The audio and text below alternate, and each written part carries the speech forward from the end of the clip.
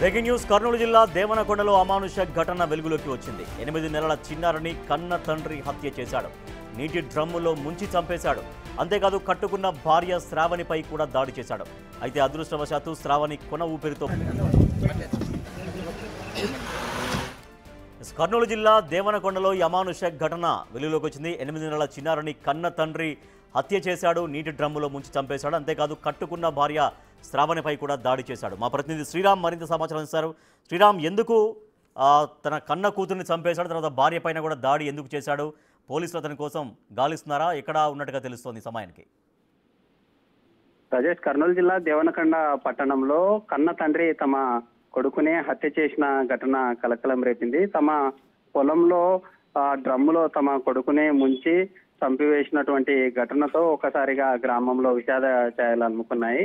తమ భార్యను కూడా హత్య చేయబోతుండగా ఆమె తప్పించుకొని బాధితుల ద్వారా ఇప్పటికే ఆ యొక్క ఏదైతే చిన్నపాటి గాయాలతో బయటపడినటువంటి పరిస్థితి.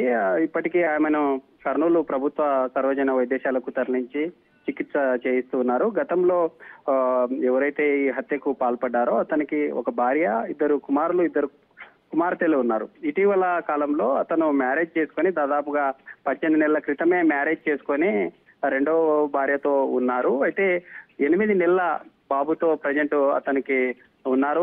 అసలు ఆ బాబుని ఎందుకు చంపారనే కోణంలో పోలీసులు కేసు నమోదు చేసుకొని దర్యాప్తు చేస్తున్నారు.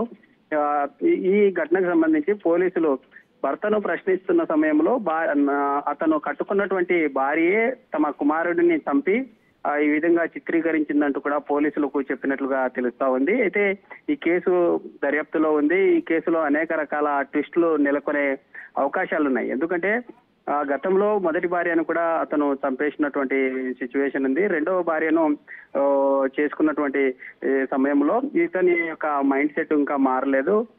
కుటుంబ కలహాలతో పాటు కొంత అనుమానాలు ఉండడంతోనే ఈ ఘటన ఈ విధంగా చేశారనే కోణంలో పోలీసులు దర్యాప్తు చేస్తున్నారు. Right, thank you Sriram.